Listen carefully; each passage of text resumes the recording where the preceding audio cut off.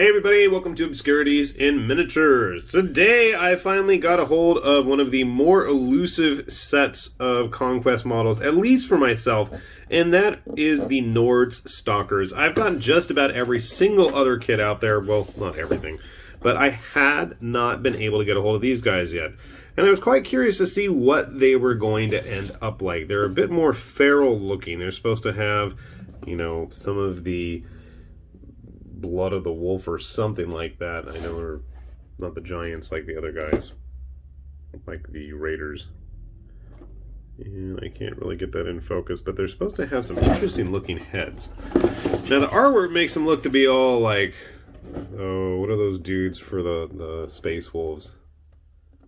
I can't remember, the ones that go all feral. Reminds me of that. I don't know what they're called right now. I can't think of it. Alright, bases as always. Card included. And let's take a closer look at the actual sprues. So here we have the command one. Somebody's got some... Okay, is anybody going to wear that? That actually looks like it's part of their very cobbled together standard. Probably goes right there or something. So these guys are going to have predominantly bows, but they do have a bunch of knives. He's got a very interesting looking face mask on there. Looks like it's got some bones in it.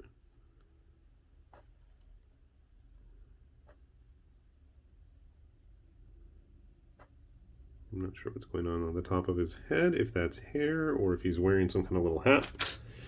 Not sure. Alright, let's take a look. Besides the command sprue, we have three, I want to say, let's check if they're different. Okay, that's an A sprue.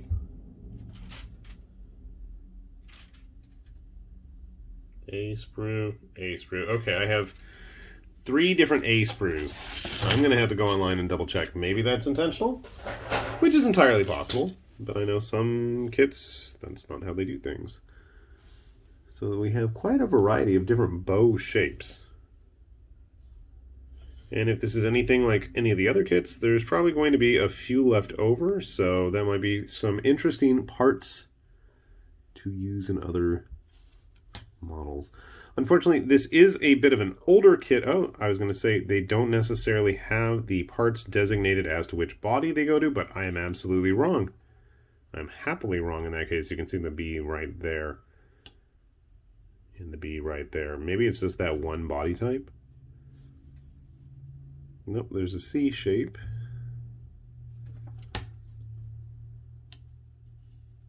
And that's an A one. Maybe this is one of the first kits that they started to label and designate the parts rather than just have us, you know, poke around haphazardly trying to figure things out. Let's see, how many different heads do we have on this sprue? Because if there is only going to be an A frame, then I would hope there's quite a few. 1, 2, 3, 4, 5, 6, 7, 8. Could be worse. That's kind of interesting. We have a cloaked head. It's an interesting looking face. Where's the more feral ones? I guess that's kind of more feral. Knives attached to the quivers. And on the bodies themselves, they've got some interesting looking armor. They have, it feels like they have more armor actually in some ways than the raiders do. Interesting. I like the saw blade on the bow. All right, well, I'm going to go ahead and get these guys started. We're going to see how they turn out. I'm going to double check to make sure that I didn't end up with any of the wrong sprues. And we will grab a whole bunch of other Conquest figures as well to see how they all compare. So sit tight and let's see how they turn out. All right, well, we got our Stalkers all put together. Well, most of them at least. And I got to say the biggest challenge was just trying to get them into a somewhat normal pose that didn't have them looking ridiculously goofy. I didn't even bother trying to line everybody up to get them all nice and ranked. I mean, I'm going to be using them for First Blood anyway, which is the skirmish mode for Conquest. And it just, to me, it wasn't worth it. But again, the poses just feel a little awkward. I do like their ramshackle look, very much like the Raiders, in that they just have, you know, whatever kind of random kit that they could come across when they can actually stay in focus. There we go. One of the painted Raiders that I've had for ages now. I did paint quite a few others. I just feel like he's the only one that's actually handy. I already showed the guy in the weird squat position. I don't dig that pose. I was trying to get them like they were firing or something. And I know they have like the crazy blades attached to their bows. It just wasn't working for me. And part of the reason, I think I got a little bit spoiled on the fact that I'd already built the Bowchosen prior to working on these Stalkers. And the Bowchosen, I know this is the only one I have painted handy, but just overall was a really, really nice looking kit. And I mean, for the point value as well, they're just a better overall unit. Yeah, I mean, they're going to cost you in the game, whether you're playing skirmish or, you know, in full rank and file mode. But just, it's a nice looking kit. Sadly, it's still in resin. You know, it is a bit pricier, but, you know, with the eventual release of the plastic version, which I'm sure I'll get around to myself, it is at least something to look forward to. I dig the weird masks these guys have, the very tribal, feral, animalistic look, and yes, I know there's all sorts of mold lines on them still, so no need to remind me. They will get taken care of before getting painted. Somewhat. The biggest annoyance was the standard.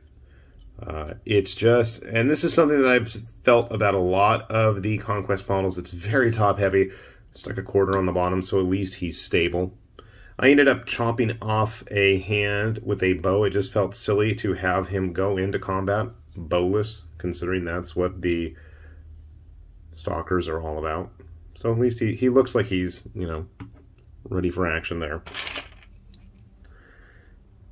Still, I mean, I just didn't dig the poses. I like the overall concept of them. I wish a few of them were a bit more feral. I was thinking if I have any of the wolfen heads left over. I did build one of those kits a long time ago. That might be a fun option. If you've noticed, I never have like a full set of a Conquest unit. I always like to save back a sprue or two for trading purposes, but also for converting purposes, just for the heck of it, to see what it's like. So I might try that out. I mean, overall, they definitely get the job done. Had I built these prior to any of the later stuff from Conquest, I think I might have enjoyed them more. It's just having been exposed to, you know, number one, the Bowchosen in plastic, but then also like the Hunter Cadre, and yes, I know he's out of focus, but he's also for the 100 Kingdoms. I felt this was just a nicer kit that played up the whole Hunter aspect, and these guys are like armed to the gills as well.